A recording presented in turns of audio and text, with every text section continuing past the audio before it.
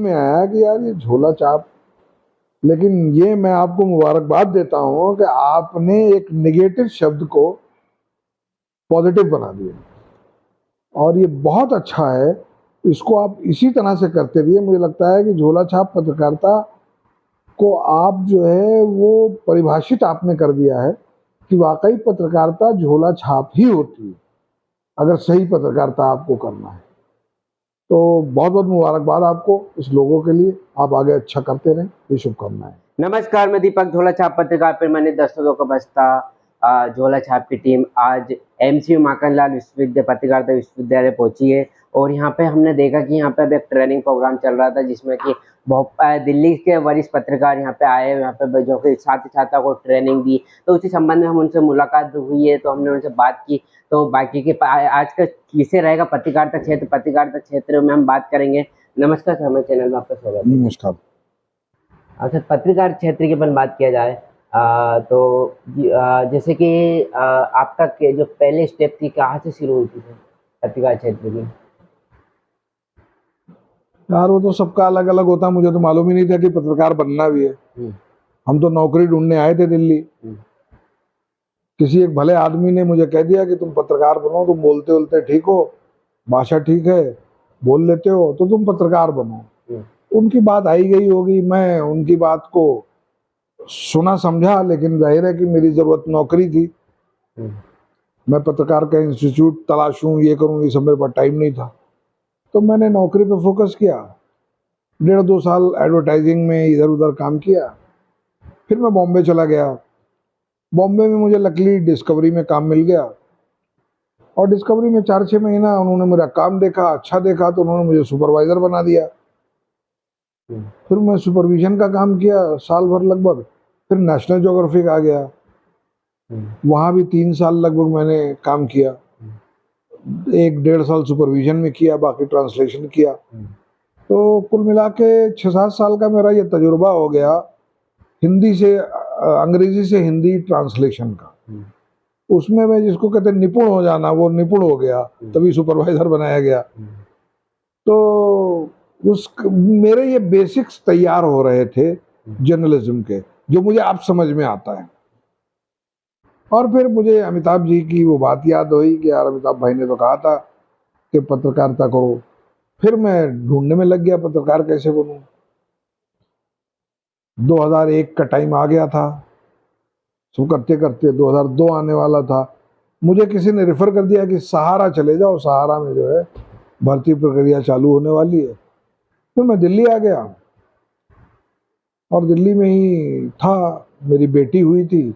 और फिर मैंने अपना रिज्यूमे जो प्लेस कराने का तरीका होता है उस तरह से प्लेस करा के चला गया सहारा में। इंटरव्यू दिया, मरहूम पत्रकार विनोद दुआ जी और भी 2-3 बड़े लोगों ने इंटरव्यू लिया। लकीली मेरा वहाँ हो गया। फिर सहारा में मैंने गुजारा 1.5 साल, 1.25-2 साल काम किया। वहाँ से इंडिया टीवी आ रहा था 2004 में, और इंडिया टीवी वालों को ज़रूरत थी लिखने पढ़ने वाले लोगों की, और जो बुलेटिन बना सकें, जिनको तजुर्बा हो। उन्होंने मुझे बुला लिया, मुझे रेफ़र किया। अबुल नसर इकबाल एक एंकर हुआ करते थे इंडिया टीवी पे, मशहूर एंकर, उन्होंने मुझे रेफ़र किया। रजत जी ने बुला लिया। फिर मैं इंडिया टीवी आ गया। 1.5 साल मैंने इंडिया टीवी दिल्ली में काम किया, आउटपुट की जिम्मेदारी थोड़ी बहुत संभाली। फिर ये हो गया कि बम्बई चले जाओ, क्योंकि मेरा बम्बई का बैकग्राउंड था, बॉम्बे में रहा था, लोगों को जानता था। तो उन्होंने कहा कि आप बॉम्बे चले जाओ, बॉम्बे का ब्यूरो जो है वो आप देखो।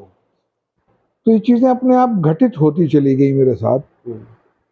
हालांकि मेहनत भी मैंने उसके लिए की, इसमें दो राय नहीं है, हर कोई करता है। तो फिर मैं बॉम्बे चला गया 2004-5 आते आते मैं बॉम्बे शिफ्ट हो गया। बॉम्बे में मैं इंडिया टीवी का ब्यूरो चीफ हो गया। वहाँ मैंने लगभग 5 साल गुजारे। फिर जो है वो जाहिर है 5 साल आप किसी चैनल को दे देते हैं तो धीरे धीरे फिर चीज़ें में बदलाव भी होता है। और इंडिया टीवी 5 साल का चैनल हो चुका था, उसमें बड़े बदलाव भी हो रहे थे। बहरहाल फिर मुझे और एक मौका मिला, कोई और एक चैनल लॉन्च होने वाला था, अच्छा पैसा वैसा सब कुछ आ रहा था। उन्होंने मुझे जो है वो इंडिया टीवी ने मुझे पोजीशन दी, सब कुछ दी, लेकिन पैसे में थोड़ी कमी थी। जो उस वक्त मिलता था ब्यूरोज को वो मुझे नहीं मिल रहा था। जो सच बात है वो मैं कह रहा हूँ। तो उसके लिए मैंने थोड़ी बहुत कोशिश की, वो नहीं हुई बात, तो मैंने इंडिया टीवी छोड़ा और मैं लहरें का जो चैनल बॉलीवुड का आने वाला था उसमें चला गया। वो साल 1.5 साल में वो आया ही नहीं चैनल। कई बार होता है, आपने प्लानिंग की, मशीनें लगाई, सब हुआ, वो चैनल नहीं आया। फिर मैं वहां से इंडिया न्यूज में मूव कर गया। इंडिया न्यूज में फिर मैं रेजिडेंट एडिटर के तौर पे गया, वहां 1.5 साल काम किया। फिर उन्होंने मुझे दिल्ली बुला लिया कि अब दिल्ली आओ, चैनल देखो। मैं दिल्ली इंडिया न्यूज में आया, 1-2 साल काम किया। फिर वो जनसंदेश आ गया, तो जनसंदेश में जो है वो मुझे अप्रोच किया गया।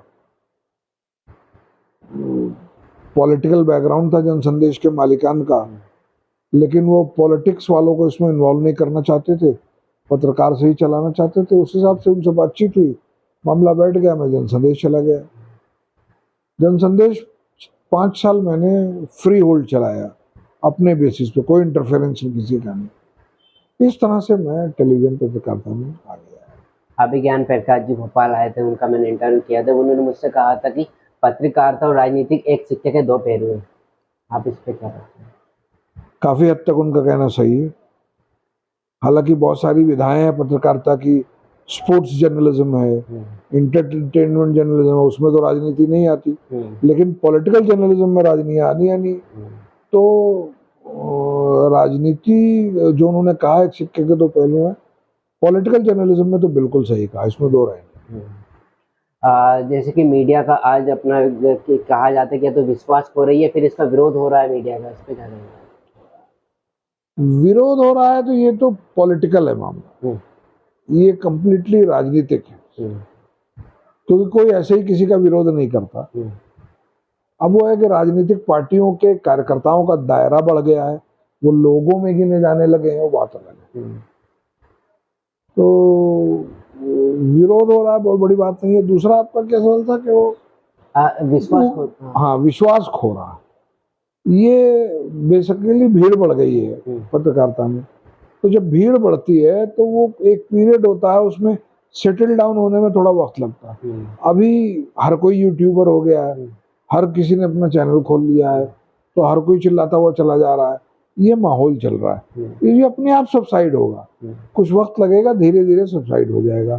ये बात अभी भी वहाँ चल रही थी लेक्चर्स में, ये बात आई कि पत्रकार को फील्ड में आने के लिए या ऐसी संस्था से जोड़ने के लिए जो उनका भला कर सके, कोई एक सिस्टम होना चाहिए। पत्रकार का जैसे इंडियन मेडिकल एसोसिएशन है, इस तरह की एक संस्था होनी चाहिए जो पत्रकारों को सर्टिफाई करे अपने साथ, ताकि उनका देख रखाव हो सके, उनकी चीज़ों को जो है वो पुटअप की जा सके। पत्रकारिता का मेन दायित्व क्या होना चाहिए जो पत्रकार करता है? पत्रकारिता का दायित्व तो पत्रकारिता करें, गरीब की मदद करें, किसी चीज के बारे में उनको समझाएं, गलत हो रहा है उनके साथ तो जो प्रशासन है उससे आप लड़ें, उससे कहें कि ये गलत हो रहा है, इसको सही कीजिए। आम पब्लिक के भले के लिए अच्छी चीज़ों को करना ही पत्रकारिता है। हाँ, जब हम ग्राउंड लेवल पर वो करते रिपोर्टिंग करते हैं, वहाँ पे एक हादसा होता है बहुत सारे, तो ऐसे कौन से हादसे आपके जो आपको आज कभी भी याद आते हैं? हादसे तो जाहिर है जब आप काम करेंगे तो होते ही रहते हैं। मुझे हर बार, फिर मैंने बोला भी था पिछली बार आपके इंटरव्यू में, हादसा जो आता है ये कि एक बार मैं बॉम्बे में था, और बॉम्बे में जो है वो ब्यूरो चीफ वगैरह कुर्सी पे बैठा करते थे। मैं जब गया तो मैंने फील्ड पे जाने का निर्णय लिया और मैं फील्ड पे जाने लगा। तो बहुत सारे लोगों को परेशानी भी हुई, जाहिर है, क्योंकि चैनल से ये आता था फीडबैक कि वो तो जैदी तो घूम रहा है, फील्ड पे है, तुम लोग कहाँ हो, तो उनको थोड़ा परेशानी होती है। बहरहाल तो माहिम में पानी मीठा हो गया है, इसकी जो है वो अफवाह फैली, क्योंकि मीठी नदी और माहिम का जो पानी है सी का वो मिलता है कहीं आकर के। बारिश बॉम्बे में मशहूर है, आपको मालूम है, बारिश का मौसम था जबरदस्त, तो मीठी नदी का स्तर बढ़ गया था और वो बह करके जो ये एरिया था समुद्र वाला, इसमें आ गया था उसका पानी। तो जाहिर है कि वो पानी तो, नदी का पानी तो अलग होता है, वो मीठा हो गया, किसी ने चखा, उसने उड़ा दिया, पानी मीठा हो गया। अच्छा, वहाँ दरगाह थी, वो और मामला जो दरगाह की वजह से हो गया ये, मतलब जाहिर है कि वो मुसलमानों ने हल्ला मचा दिया कि दरगाह से की वजह से हो गया और ये हो गया वो हो गया। बहरहाल वहां पे मैं लाइव कर रहा था, सारे चैनल्स थे लाइव करने के लिए। अच्छा, लाइव करने से क्या हो रहा था कि जो भी लाइव कर रहा था वो अगर ये कह दे कि ये मीठी नदी का पानी है तो गड़बड़ हो जा रहा था मामला, लोगों को सच्चाई पता चल जा रही थी। तो इसलिए वो दरगाह का प्रशासन और ये लोग चाह रहे थे कि लाइव ज्यादा ना हो और लाइव में रिपोर्टर्स ये ना कहें कि मीठी नदी का पानी है। हम थोड़ा लाइव करने वाले लोग थे और बिंदास बोलने वाले थे, बड़ हमने तो सब कह दिया कि साहब ये तो जो है वो मीठी नदी का पानी है और बरसात हुई, पानी की जल स्तर बढ़ा है, लिहाजा पानी अंदर आ गया। वहां परेशानी होने लगी लोगों को। अब वो दरगाह के बहुत सारे बंदे होते हैं ना, वो पीछे आके खड़ा हो गया, मैं लाइव कर रहा हूँ, आगे पीछे आके खड़ा हो गया और उसने गालियां, माँ बहन सारी गालियां मुझे देना शुरू की ड्यूरिंग माई लाइफ। मैं लाइव पे हूँ और गाली दे रहा लगातार, तेरी ऐसी तेरी। अब मैं सुन रहा हूँ लेकिन मैं कुछ बोल नहीं सकती क्योंकि मैं कनेक्टेड हूँ, मैं लाइव कर रहा हूँ। 15 मिनट तक का चंक चला लाइव का। मैंने कोशिश भी की कि मैं हट जाऊं और इसके साथ कुछ करूं जो ये कह रहा है, बराबर। तो उम्र भी थोड़ा कम थी, गुस्सा भी बहुत आया, बहुत कुछ आया, तो ब्रेक लिया रजत जी ने। तो ब्रेक के बाद मैंने ब्रेक में कह दिया कि यार मैं थोड़ा सा भी 10 मिनट का मुझे टाइम दे दो, फिर मैं आता हूँ लाइव। मैं और फिर मैं झपट के पीछे गया, कौन है बे, क्या चल रहा था ये।